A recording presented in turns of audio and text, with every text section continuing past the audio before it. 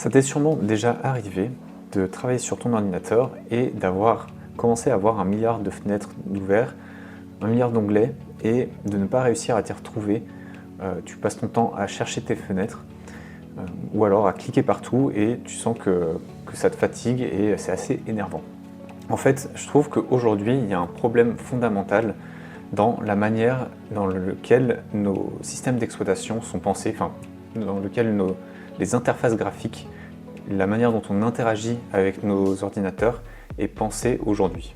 Donc si on regarde un petit peu de plus près comment sont faits les outils qu'on a sur l'ordinateur, c'est en général organisé autour de fenêtres, de logiciels, d'espaces de travail, alors que en fait nous les humains on fonctionne pas vraiment comme ça. On se dit pas je vais utiliser Firefox, je vais utiliser mon gestionnaire de fichiers. Nous on réfléchit plutôt en activité, en tâche, en contexte et en intention. Ça va être plutôt là je vais regarder mes mails. Là je vais aller faire un montage vidéo. Là je vais aller jouer à un jeu vidéo, je vais aller regarder des vidéos YouTube. Donc l'ordinateur il est conçu comme ça, à réfléchir en mode application. Donc j'ai besoin de mon gestionnaire de fichiers, mon logiciel de montage vidéo, mon navigateur web. Alors que nous on va réfléchir en mode je dois faire un montage vidéo.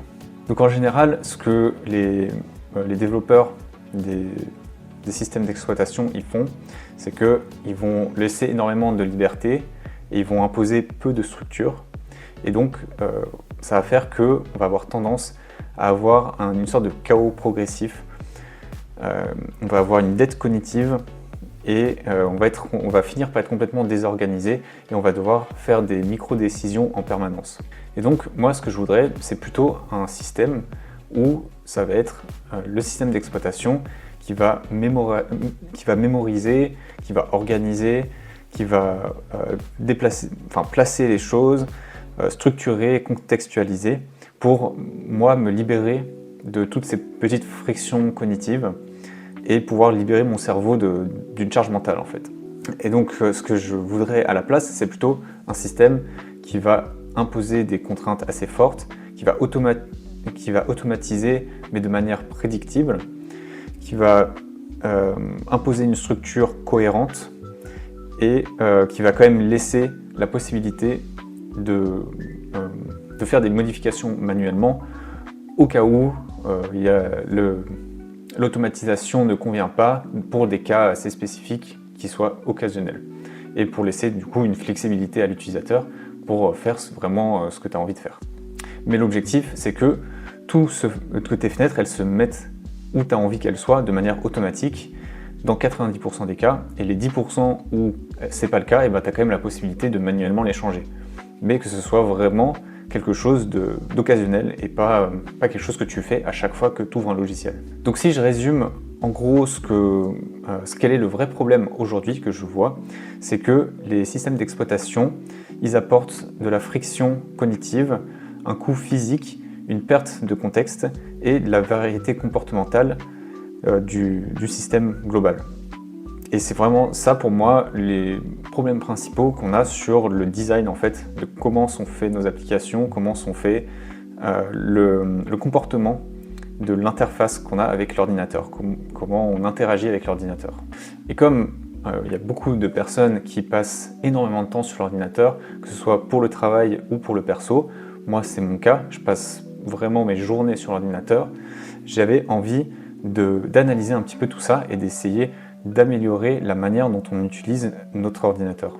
Donc pour ça, je me dis que on va pas partir des outils qu'on a, des outils existants, de ce qu'on a aujourd'hui, mais plutôt partir de zéro, essayer de partir du coup de notre fonctionnement humain, de comment est-ce que notre cerveau fonctionne, comment est-ce qu'on a besoin que notre outil interagisse avec nous, et partir de cette base pour essayer d'imaginer un espèce de système idéal qui répondrait à tous ces problèmes. Donc la question à se poser, c'est pas quelle application je vais utiliser, est-ce que je vais être sur Mac, est-ce que je vais être sur Windows, est-ce que je vais être sur Linux, mais plutôt partir des questions. Comment est-ce que j'utilise l'ordinateur? À quoi il me sert? Quelle activité je fais dessus? Qu'est-ce qui est fatigant? Qu'est-ce qui me déconcentre? Comment faire pour être vraiment focus? Et qu'est-ce qui casse mon train de travail? Qu'est-ce qui casse ma concentration? Donc pour ça, j'ai commencé à lister un petit peu les différentes activités personnellement que je fais sur mon ordinateur. Et parce que je me suis rendu compte que en fonction de ce que tu fais, c'est surtout ça qui va définir la manière dont tu as besoin d'interagir avec. Donc moi, je fais quand même pas mal de choses différentes. Je fais beaucoup de montage vidéo, de montage d'images pour faire des miniatures, ce genre de choses. Je fais de la navigation sur Internet pour faire des recherches, pour même côté perso, enfin comme tout le monde, quoi, faire plein de trucs sur Internet. Je l'utilise aussi beaucoup pour m'organiser, donc j'ai mon agenda, j'ai mon gestionnaire de tâches, j'ai toutes mes notes dessus. Donc après, c'est des notes qui vont m'aider à clarifier les choses que j'ai à faire, mais aussi des notes de choses que j'ai pas envie d'oublier ou ce genre de choses. J'utilise aussi pour jouer aux jeux vidéo et finalement j'utilise aussi un petit peu pour faire du développement informatique. Donc ça fait pas mal de choses différentes et en réfléchissant à tout ça, j'ai fait un constat, c'est qu'il y a plus ou moins deux approches différentes d'interagir avec son ordinateur. Il y a le mode textuel, donc où tu vas être surtout sur ton clavier et tu vas pas trop avoir besoin de ta souris. Donc par exemple, quand je fais du développement informatique, je fais que interagir avec des fichiers texte. Et j'ai besoin de changer de fenêtre souvent, et changer de fichier.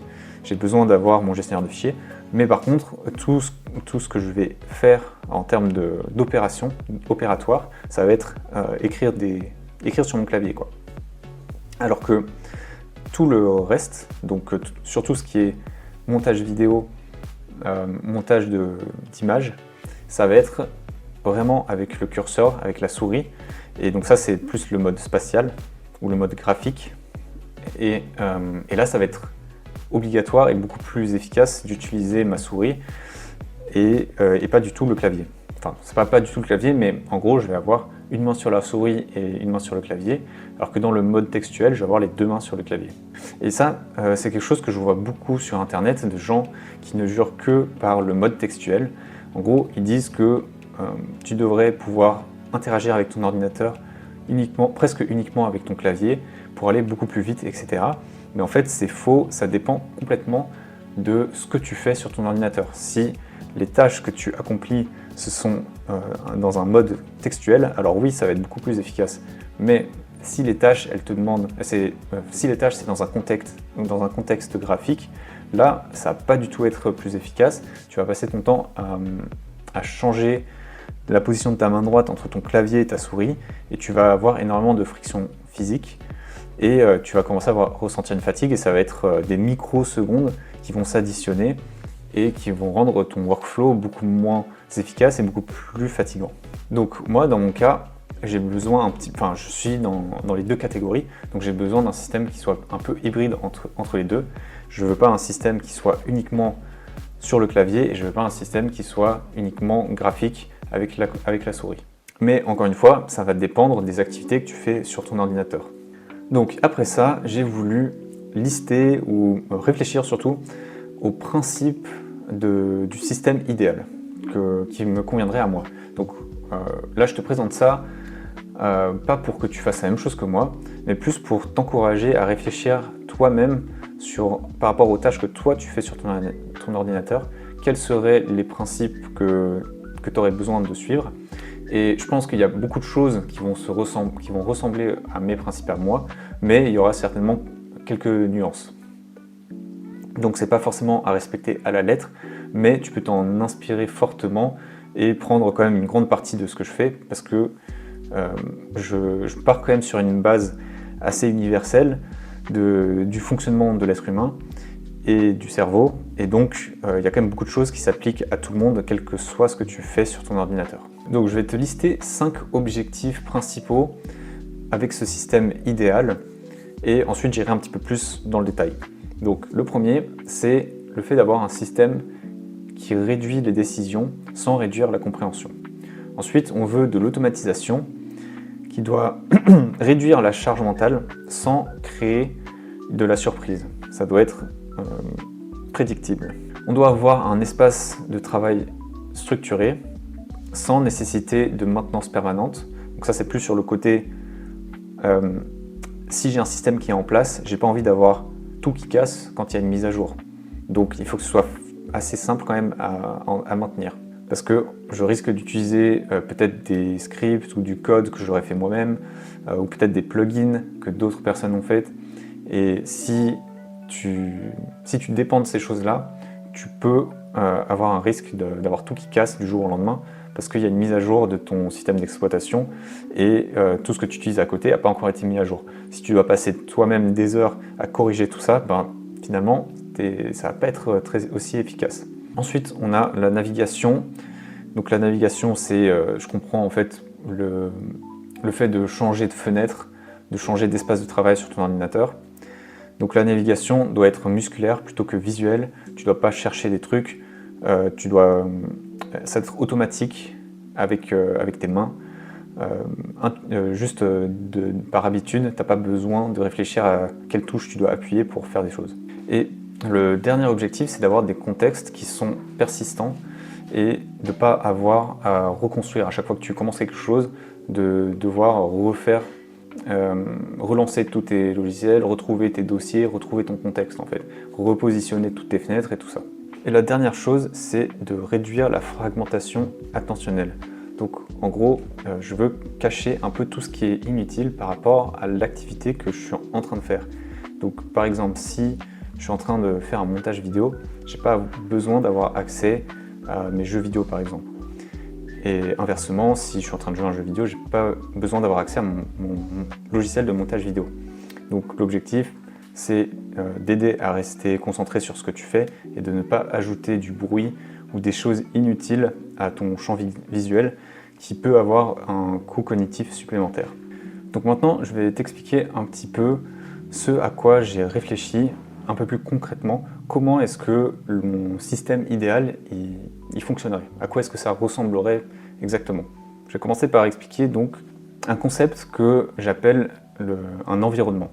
Donc l'environnement, c'est quelque chose qui contient un contexte complet par rapport à une activité ou une intention que tu es en train de faire. Donc ça enregistrerait l'emplacement des fenêtres, la disposition des fenêtres, les applications que tu utilises, les fichiers qui sont ouverts, des raccourcis contextuels. Tu pourrais aussi avoir des spécificités par rapport aux notifications et des comportements spécifiques à ce que tu es en train de faire et qui soient vraiment utiles par rapport à la tâche en cours. Ensuite, on aurait une autre couche qui serait des groupes de fenêtres. Donc quand tu travailles, tu as souvent besoin d'avoir différents logiciels qui sont ouverts en même temps et de pouvoir voir plusieurs fenêtres en même temps parce que tu as des choses à faire entre ces fenêtres et parfois tu as besoin aussi de mettre une fenêtre en plein écran et ce genre de choses. Et donc c'est assez intéressant quand même d'avoir des groupes de fenêtres qui sont prédéfinis en fonction de l'activité que tu es en train de faire. Donc là du coup, si je reprends les termes que j'utilise, c'est en fonction de l'environnement dans lequel tu vas avoir des groupes de fenêtres spécifiques. Et ça te permettrait aussi, quand tu as besoin de manuellement changer les choses, de pouvoir déplacer un groupe entier de fenêtres. Et donc là, en fait, une unité de travail, c'est plus une seule fenêtre, mais plutôt un groupe de fenêtres. Et tu peux avoir un groupe de fenêtres qui contient qu'une seule fenêtre, bien sûr. Et finalement, la dernière couche, c'est une fenêtre seule qui représente comme une fonction. Donc là aussi, l'objectif, c'est de ne pas utiliser de tab, d'onglets, de ne pas utiliser d'onglets et que chaque fenêtre soit une fonction et que ce soit le système d'exploitation qui s'occupe de gérer la disposition de tes fenêtres en utilisant justement ces groupes de fenêtres. Si tu commences à avoir des onglets, et du coup ça complexifie énormément le truc et le contenu de ce que tu es en train de faire, il va être géré par différentes entités, de différentes manières, et ça ne va pas du tout être cohérent. Et donc tu vas très rapidement te perdre dans ce que tu fais.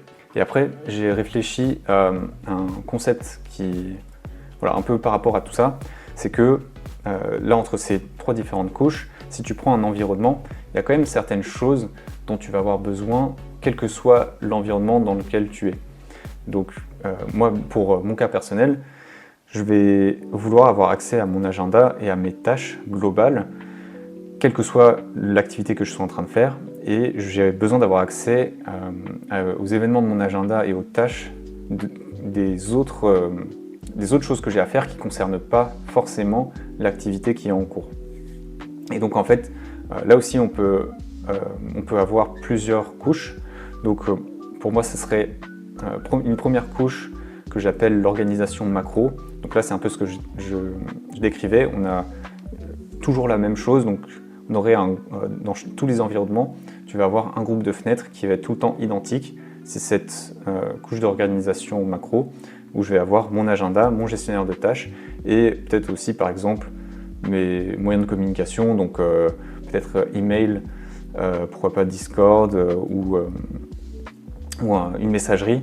Et parce que ça, c'est des choses dont je vais avoir besoin d'accéder, quelle que soit l'activité que je suis en train de faire. Ensuite, on a une couche d'organisation micro.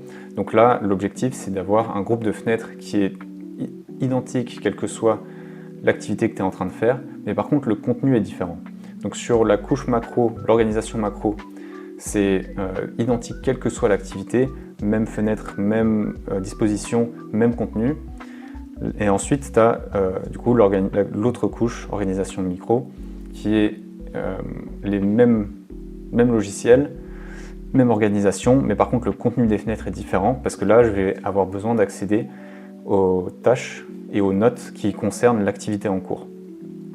Et la logique derrière tout ça, c'est que si je suis en train de travailler sur du développement informatique par exemple, je vais avoir besoin d'accéder aux notes que j'aurais fait par rapport au projet en cours, etc. Et l'interaction avec ces logiciels de notes, je vais toujours le faire de la même manière, quel que soit le projet, ou quelle que soit l'activité. Donc si c'est du développement informatique, je vais l'utiliser d'une certaine manière. Et si c'est un montage vidéo, donc qui n'a rien à voir avec le projet de développement informatique, je vais aussi vouloir y accéder de la même manière. Mais c'est juste que le contenu va être différent parce qu'il va concerner le projet sur lequel je suis en train de travailler. Et donc la dernière couche, c'est la couche opérationnelle. Et donc là, ça va être un groupe de fenêtres qui va contenir les applications dont j'ai besoin pour agir, pour vraiment faire l'activité que j'ai besoin de faire. Donc ça va être, si je fais du montage vidéo, ça va être mon logiciel de montage, mon gestionnaire de fichiers, une page d'internet par exemple, ou un truc comme ça. Alors que si ça va être du développement informatique, ça va être mon logiciel de développement, mon gestionnaire de fichiers aussi, mais par contre ça va pas être dans les mêmes dossiers, et aussi peut-être une page internet avec des documentations et des choses comme ça. Et donc là, c'est la couche qui va complètement changer. Et donc, je vais essayer d'expliquer ça de manière peut-être un peu plus facile à comprendre. En gros, quand tu changes d'environnement, tu vas avoir certaines choses qui restent pareilles et certaines choses qui changent. Il n'y a pas tout qui change. Et donc c'est pour ça que tu vas avoir les choses qui ne changent pas du tout, c'est sur l'organisation globale de ma journée, etc. Des choses qui changent en termes de contenu, mais pas en termes de fonctionnement et de disposition. Ça va être mon organisation par rapport à la tâche que je suis en train de faire.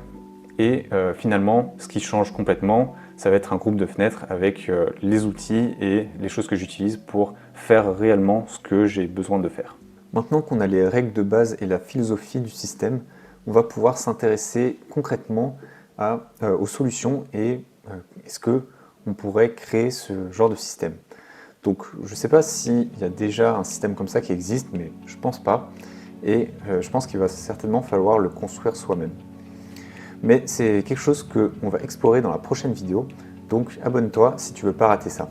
En attendant, j'espère que cette vidéo t'aura fait remettre en question la manière dont tu utilises ton PC et t'aura fait un petit peu réfléchir à tout ça.